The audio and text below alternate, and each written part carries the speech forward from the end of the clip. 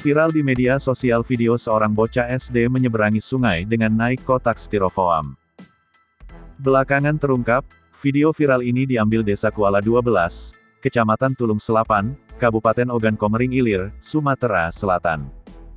Camat Tulung Selapan, Jemi, membenarkan kejadian tersebut. Kalau informasi dari Kades di sana memang benar anak kecil yang naik busa itu warga kita, Desa Kuala 12 jelasnya, dikutip dari Tribun Sumsel, Jumat.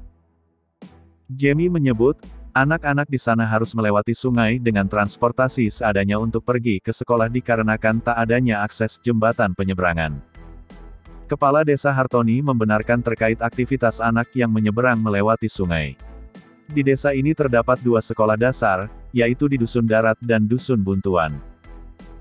Menurutnya, styrofoam yang digunakan siswa untuk menyeberang tersebut umumnya digunakan sebagai wadah membawa hasil tangkapan laut yang dibekukan, seperti udang maupun ikan.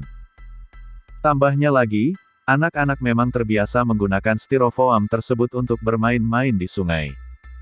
Jadi itu bukan mau berangkat sekolah, tapi bermain-main sepulang sekolah dan belum berganti baju.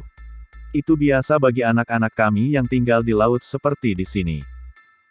Kalau sehari-hari mereka diantar orang tuanya menggunakan sampan untuk bersekolah dan orang tuanya orang mampu, bahkan punya speedboat, terangnya.